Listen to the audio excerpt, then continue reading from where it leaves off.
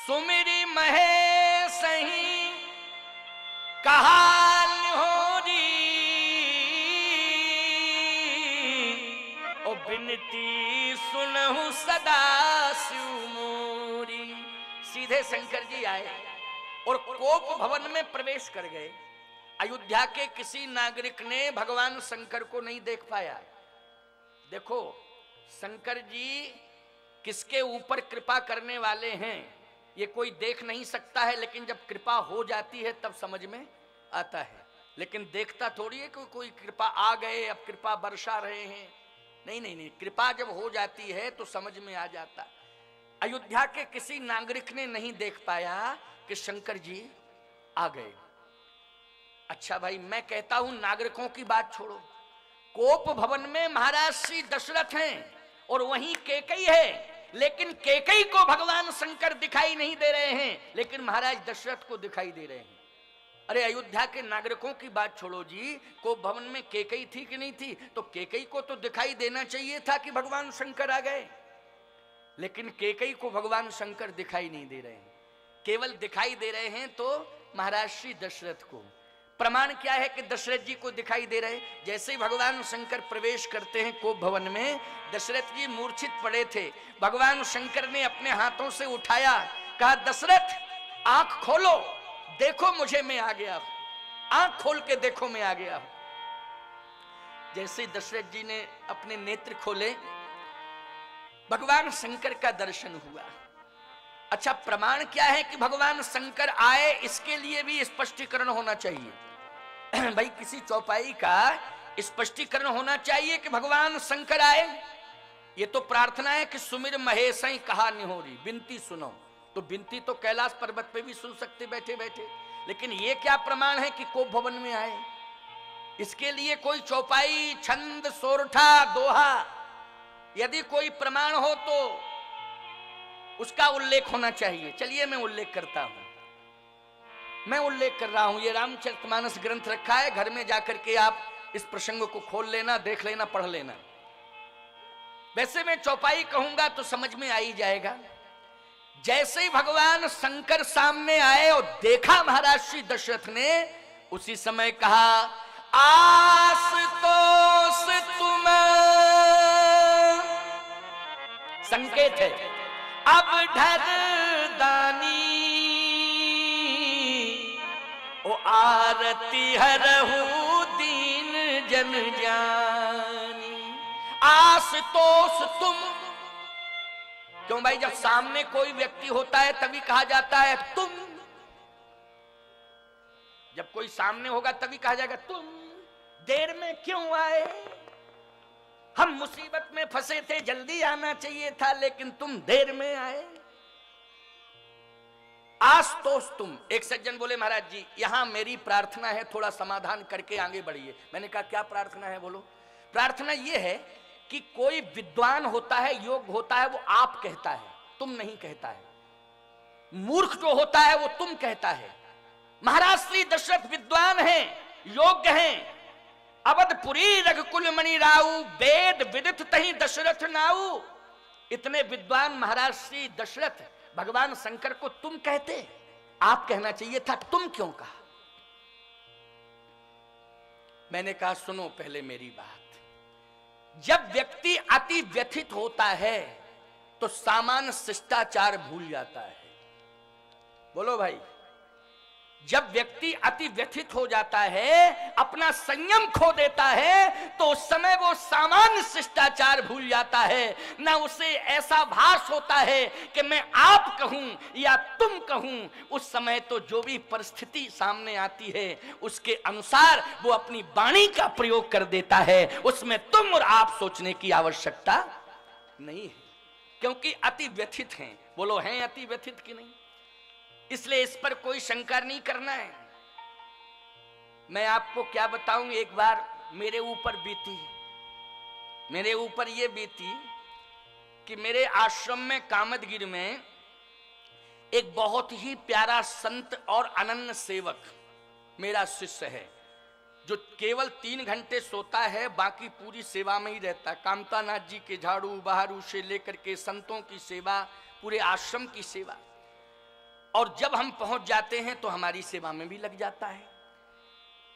अच्छा, और मैं आपको क्या बताऊं, पढ़ा लिखा है वो, ऐसा नहीं कि बिल्कुल अंगूठा छाप हो, पढ़ा लिखा, इंटर पास है, लेकिन संत बन गया, मेरी सेवा में रहता है। एक दिन की बात है कि मैं वस्त्र बांट रहा था। सर्दियों में मैं गरम वस्त्र देता हूं आश्रम के संतों को, और जो भी संत आ जाते हैं तत्काल में उनको, और गर्मी में ये सूती वस्त्र गर्मी वाले जो होते हैं उनको देता हूं। तो सर्दी के वस्त्र बांट रहा था, साल भी थे, कम्बल भी थे, स्वेटर भी था, ये बांट रहा था। किसी ने उसके कान में जाकर के ये कह दिया कि गुरुजी ने सब बांट दिया, तुम्हारे लिए तो कुछ रखा ही नहीं, अब तुमको कुछ नहीं मिल पाएगा, ना स्वेटर मिलेगा, ना कम्बल मिलेगा, ना साल, गुरुजी ने सब बांट दिया। अच्छा, कान का कच्चा है, सुन करके एकदम गया तो उसने अपना थैला लगाया, आसन बासन बांधी और टांग टूंग के आ गया मेरे सामने। बोले गुरुजी अंतिम दंडवत चले। मैंने कहा क्या बात है, क्या बात है, क्या बात है बेटा, बात क्या है? बोले इतनी सेवा करते हैं तुम एक कम्बल नहीं दे पाए मुझे। मैंने कहा तुम कह रहा है, कभी ऐसा बोलता ही नहीं था, ये किसी ने भांग खिला दी इसको क्या? ये हमसे तुम आज तक नहीं बोला, बोलता ही नहीं था, साष्टांग दंडवत शब्द नहीं निकालता था, लेकिन तुम बोल रहा है, और रोने लगा मेरे सामने। मैंने कहा बेटा सबको मैंने एक कम्बल दिया, लेकिन तेरे लिए 2 कम्बल रखे हूं। तो एकदम बोला हम जानते थे हमारे गुरु से बड़ा महान तो कोई है ही नहीं, आप बड़े दयालु हैं, बड़े कृपालु हैं। तुरंत ही आप बोलने लगा। बोलो भाई, तो मैं कहता हूं देश काल परिस्थिति के हिसाब से भाषा निकल जाती है, निकल जाती है कि नहीं? और उस भाषा पर किसी भी प्रकार का गहराई पर टिप्पणी नहीं करना चाहिए, ना सोचना चाहिए, देश काल परिस्थिति पर विचार करना चाहिए। तो यहां देश काल परिस्थिति के अनुसार अति व्यथित अवस्था में महाराज श्री दशरथ हैं, इसलिए तुम और आप पर कहीं सोचने की आवश्यकता नहीं है। भगवान शंकर को अगर वो तुम कह रहे हैं तो ऐसा मत सोचना कि अविवेकी हैं, नहीं नहीं, ऐसा नहीं है प्यारे, सावधान। शंकर जी को जैसे ही देखा, आशुतोष तुम अवधर दानी, आरती हरहु दीन जन जानी।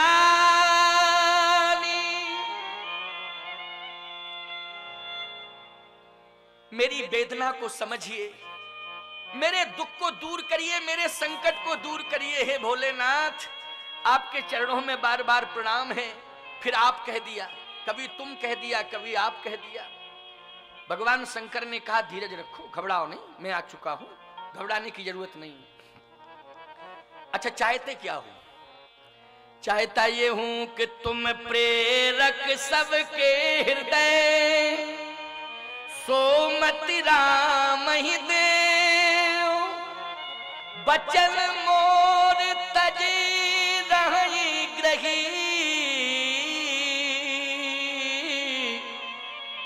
परिहरशील सने।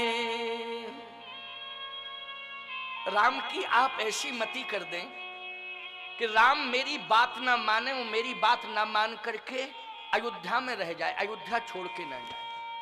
बोलो, एक पिता प्रार्थना कर रहा है भगवान से कि पुत्र मेरी बात ना माने, एक बार मेरी बात मेरा पुत्र ना माने, राम मेरी बात एक बार ना माने, मेरी प्रार्थना है।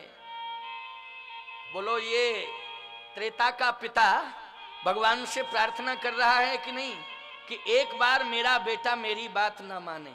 और आज कलयुग का बाप हर रोज प्रार्थना कर रहा है शंकर जी से कि हे भगवान शंकर, जिंदगी में एक ही बार मेरा बेटा मेरी बात मान ले, जिंदगी में एक ही बार मेरा बेटा मेरी बात मान ले, एक बार केवल। बोलो, रो रहा है कि नहीं रो रहा है आज का बाप? आज का बाप रो रहा है प्यारे। एक बार एक बाप रोता रोता आया, बोले गुरुजी आप आ गए, अब तो मेरे बेटे को समझा दोगे। हमने कहा अच्छा क्या हो गया? क्या सेवा नहीं करता है? मैंने कहा इधर सेवा क्यों नहीं करते हो? बोले महाराज जी कुछ समस्या। हमने कहा सारी बातें छोड़ो, समस्याएं बाप की सेवा करना। बोले आप कह रहे हो तो हम जरूर करेंगे। आप कह रहे हो तो मैंने कहा चलो मैं ही कह रहा हूं, बाप को संतुष्ट करो, माँ को संतुष्ट करो, माता पिता की सेवा कर ली तुमने, समस्त तीर्थों का दर्शन हो जाएगा घर में ही, समस्त तीर्थ तुम्हारे घर में ही आ जाएंगे। और ऐसी सेवा करना बेटा कि सारा गांव नहीं पूरा जिला तुम्हें श्रवण कुमार कहने लगे। बोले महाराज जी ठीक है। दूसरे साल हम जब पहुंचे तो फिर वो रोके आया बाप। मैंने कहा आप क्यों रो रहा है, तेरा बेटा तो सेवा करता है। बोले कहाँ महाराज सेवा करता है, आपकी बातें ही नहीं मानी उसने। मैंने फिर बुलाया, मैंने कहा क्यों, अगर तुझे नहीं माननी थी बात तो उस समय इनकार कर देता। हाँ हाँ हाँ हाँ करता गया। मैंने कहा था माता पिता की सेवा करना और ऐसी सेवा करना कि पूरा जिला ये कहने लग जाए कि ये श्रवण कुमार है। तूने ऐसी सेवा क्यों नहीं की, तूने मुझे भी धर्म संकट में डाल दिया। बोले महाराज जी क्षमा करना, इसमें मेरी कोई गलती नहीं है, गलती इन्हीं की है। कहा हमने कहा इनकी क्या गलती माता पिता की। बोले हम श्रवण कुमार बनने को तो तैयार हैं लेकिन माता पिता अंधे तो हों।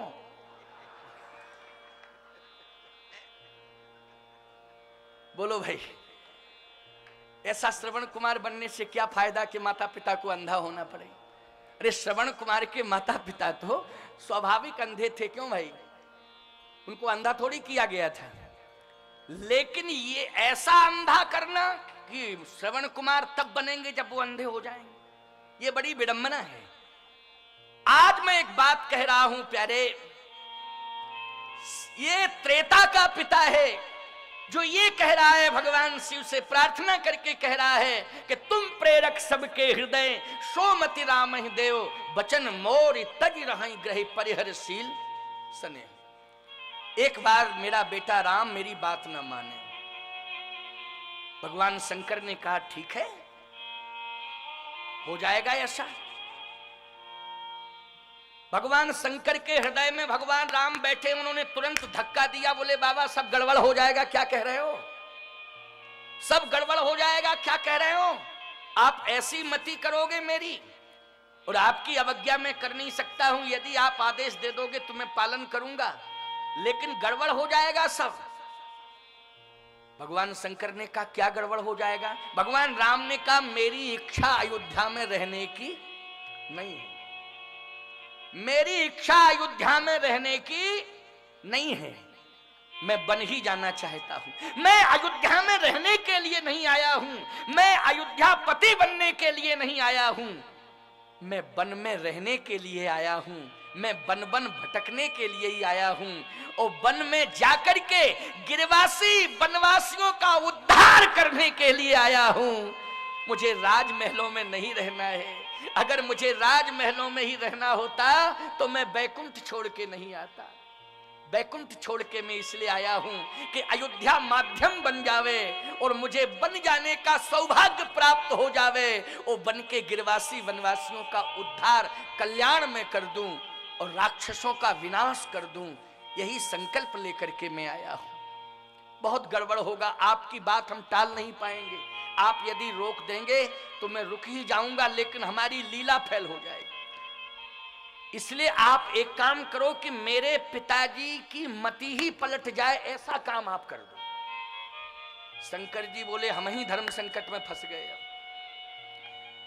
अगर मैं पार्वती की बात मान जाता नहीं आता तो ठीक ही रहता, लेकिन ये नहीं जानता था कि ऐसी स्थिति पैदा हो जाएगी। भगवान राम कहते हैं मेरे पिताजी की मति आप पलट दीजिए। अच्छा बोलो, पिताजी कह रहे हैं पुत्र की मति पलट दीजिए, और पुत्र कह रहा है कि पिताजी की मति पलट दीजिए। अब देखो कितना बढ़िया ये प्रसंग, कितना मनोहारी प्रसंग है। अब इसका समाधान होने वाला है।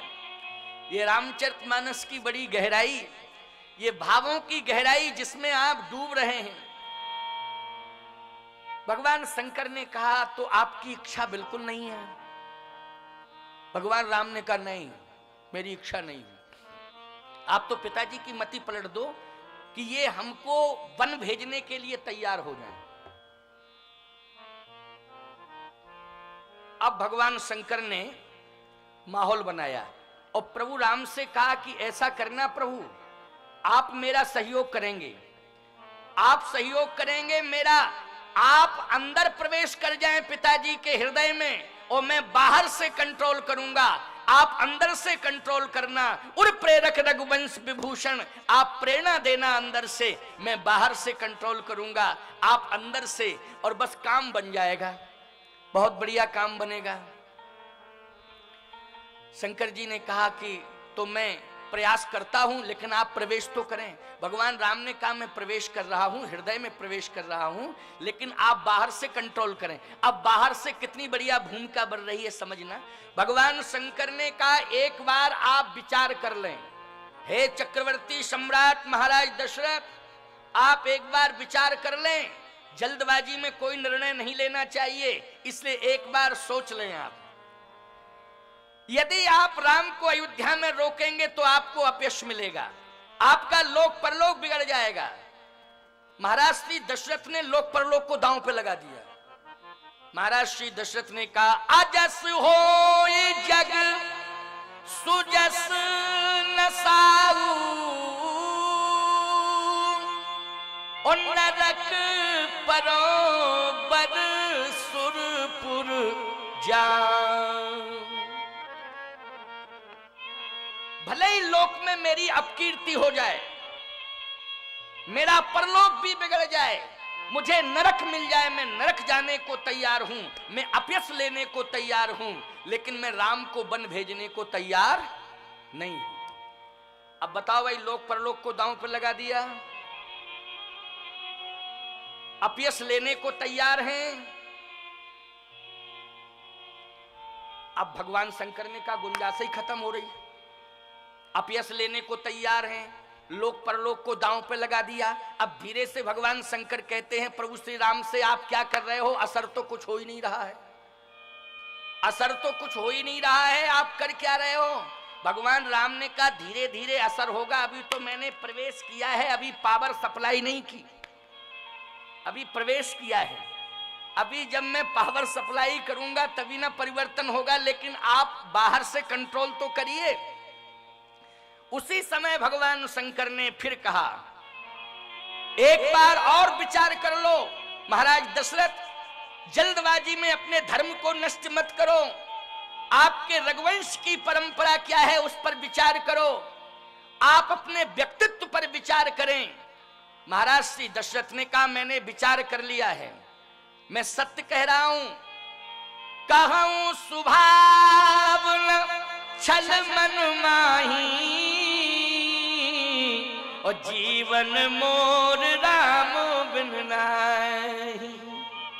मैं सत्य कहता हूं कि राम के बिना जिंदा नहीं रह सकता हूं, राम के बिना मैं जिंदा नहीं रह सकता हूं, इसलिए राम चले जाएंगे तो मेरे प्राण निकल जाएंगे। महाराज राम को अयोध्या में रोको, मेरा लोक परलोक बिगड़ जाए, मुझे नरक मिल जाए, इसकी चिंता नहीं है, रोको रोको रोको। भगवान राम ने कहा महाराज आप कंट्रोल नहीं कर पा रहे हैं। शंकर जी बोले अंदर से दबाव तो बनाओ आप।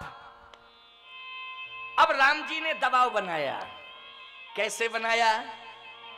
महाराज श्री दशरथ से भगवान शंकर ने कहा अच्छा एक बार मैं एवमस्तु कहूं, इसके पहले सोच लो, मैं एवमस्तु कहने वाला हूं, लेकिन फिर सोच लो, एक बार मेरे कहने से सोच लो।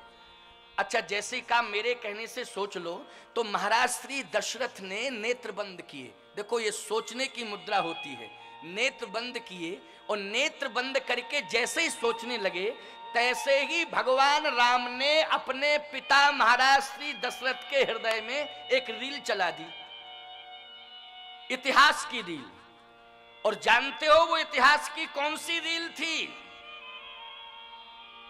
शिवी ददीच हरिश्चंद्र नरेशा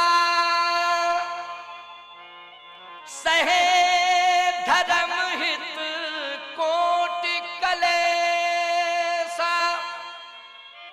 महाराज शिवी, महाराज ददीच और हरिश्चंद्र, इन तीनों का स्वरूप दिखा दिया अंदर, क्योंकि नेत्र बंद किए, हृदय में रील चल रही थी।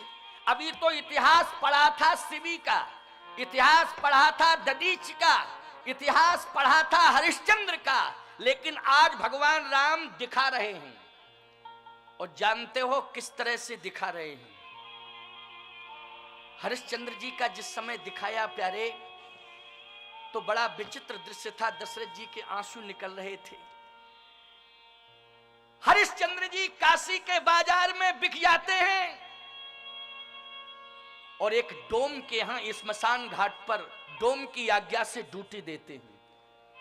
बोलो, एक राजा जो है डोम का नौकर बनकर के स्मशान घाट पर ड्यूटी दे रहा है, पगड़ी बंधी हुई है, एक लाठी लिए हुए है और डोम की आज्ञा से ये स्मशान पर ड्यूटी दे रहा है, कर वसूलता है। जो भी आता है शव को दग्ध करने के लिए स्मशान घाट पर, उससे कर लेता है। गजब हो गया।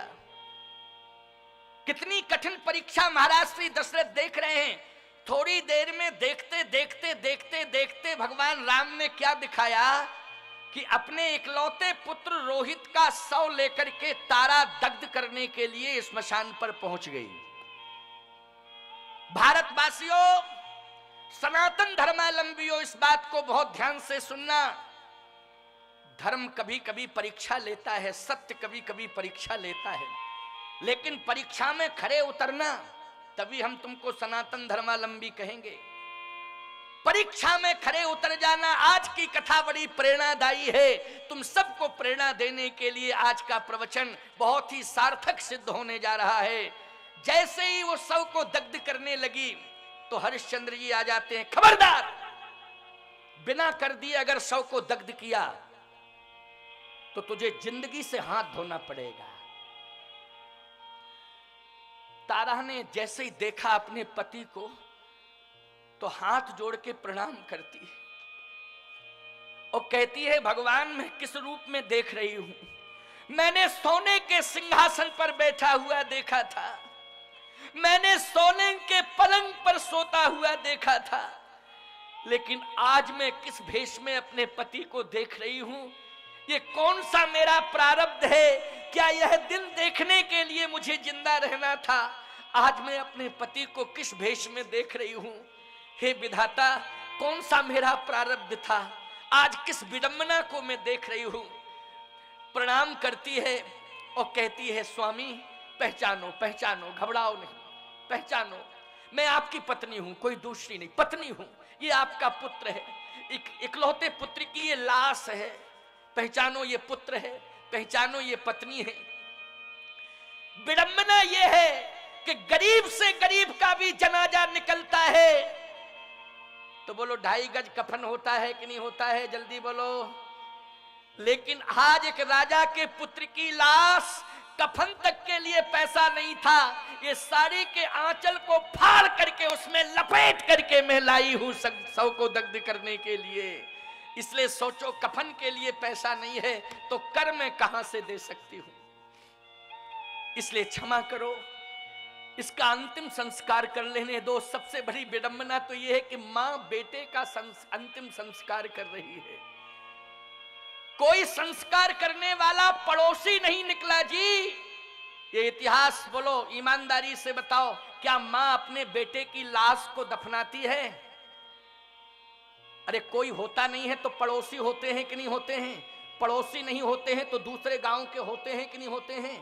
सहयोग करते हैं, लेकिन विश्वामित्र के भय के कारण कोई सहयोग करने के लिए आगे नहीं आ रहा है। बोलो ये विडंबना नहीं है तो क्या है? महाराज श्री दशरथ बोलो ये देख रहे हैं कि नहीं देख रहे हैं? इस रील को कौन चला रहा है हृदय के अंदर? भगवान राम। बोलो चला रहे हैं भगवान के नहीं हृदय के अंदर? और दशरथ जी देख रहे हैं। बोलो ये इतिहास दिखाने की क्या जरूरत थी? हृदय परिवर्तन करने के लिए। किसके लिए? हृदय परिवर्तन के लिए। ये जो चल रही है रील महाराज श्री दशरथ के हृदय में और भगवान चला रहे हैं। अभी तो शिवी का इतिहास पढ़ा था, दधीच का इतिहास पढ़ा था, हरिश्चंद्र का इतिहास पढ़ा था, लेकिन देखा नहीं था। भगवान आज दिखा रहे हैं। का क्षमा करो, ये पुत्र की लाश, इसका अंतिम संस्कार करने दो। और जैसे ही आगे बढ़ती है तैसे ही हरिश्चंद्र जी ने लाठी दिखा करके रोका। खबरदार, अगर तूने एक कदम आगे बढ़ा दिया और दुस्साहस किया, कहीं तूने पुत्र की लाश को दग्ध कर दिया तो आज तेरी जिंदगी की अंतिम शाम हो जाएगी। आज पुत्र के साथ मां की भी लाश इस धरती पर गिर जाएगी। खबरदार, आगे मत बढ़ना। हरिश्चंद्र जी की इस ललकार को सुन करके महाराज श्री दशरथ के झरझर झरझर आंसू गिर रहे हैं। पैर पकड़ लिया तारा ने, कहा स्वामी कोमल हृदय के थे, करुणा आपके जीवन में थी, लेकिन ऐसी क्रूरता ऐसी कठोरता कैसे आपके जीवन में आई, ये मैं नहीं समझ पा रही हूं। आप निर्दयी मत बनो, क्रूर मत बनो, करुणा लाओ हृदय में। मैं दुखियारी हूं, इसलिए मेरे दुख को समझने की कोशिश करो और मुझे इस कष्ट से निवारो, मेरी यही प्रार्थना है। हरिश्चंद्र ने कहा मैं कुछ नहीं सुनना चाहता हूं। तारा ने कहा पत्नी को पहचान नहीं रहे हो, पुत्र को पहचान नहीं रहे हो। हरिश्चंद्र ने कहा मैं पत्नी को पहचान रहा हूं, मैं पुत्र को भी पहचान रहा हूं, लेकिन आज मैं पत्नी का त्याग कर सकता हूं, आज मैं पुत्र का त्याग कर सकता हूं, लेकिन हरिश्चंद्र सत्य का त्याग नहीं कर सकता है, धर्म का त्याग नहीं कर सकता है। इसलिए सत्य और धर्म की रक्षा के लिए मैं पत्नी पुत्र का त्याग करता हूं। मैंने संपत्ति का त्याग किया सत्य और धर्म की रक्षा के लिए, आज मैं पत्नी पुत्र का भी त्याग करता हूं। बोलो ईमानदारी से, संपत्ति पत्नी पुत्र सबका त्याग किया कि नहीं किया हरिश्चंद्र जी ने? किसके लिए किया? सत्य और धर्म की रक्षा के लिए। बस महाराज श्री दशरथ के हृदय में ऐसा परिवर्तन हुआ कि अभागे दशरथ, आज तू पुत्र के पीछे सत्य और धर्म का त्याग कर रहा है, आज तू पुत्र के पीछे सत्य और धर्म का त्याग कर रहा है। भगवान राम ने इशारा किया शंकर जी को, अब पावर सप्लाई हो गया। अब आप थोड़ा सा रिजल्ट लें कि क्या है स्थिति, क्या स्थिति है। भगवान शंकर ने कहा सीताराम। दशरथ जी की आंख खुली। बोलो अब क्या चाह रहे आप, राम अयोध्या में रहें कि राम बन जाएं? दशरथ जी रोते हुए बोले 2 मिनट का मौका और दे दो। शंकर जी बोले असर हो गया, 10 मिनट का मौका दे रहे हैं, सोच लो सोच लो सोच लो, 10 मिनट का मौका दे रहे हैं। अभी तो मौका ही नहीं दे रहे थे, लेकिन अब कहा कि 2 मिनट नहीं, 4 मिनट नहीं, 10 मिनट का मौका दे रहे हैं, आप सोच लो, निर्णय ले लो। दशरथ जी ने फिर नेत्र बंद कर लिए। शिवी ददीच बलि जो कछु भाखा, शिवी ददीच बलि जो कछु भाखा, तन पर हरे बचन पन राखा, तन पर हरे बचन पन राखा, रघ कुल रीति सदा चली आई, रघ कुल रीति सदा चली आई, रघ कुल रीति सदा चली आई, रघ कुल रीति सदा चली आई, प्राण जाहि बर बचन न जाई, प्राण जाहि बर बचन न जाई, रघ कुल रीति सदा चली आई, रघ कुल रीति सदा चली आई, प्राण जाहि बर बचन न जाई, प्राण जाहि बर बचन न जाई। शंकर जी ने कहा सीताराम। बोलो अब क्या सोचा? अब आंख बंद नहीं हो रही।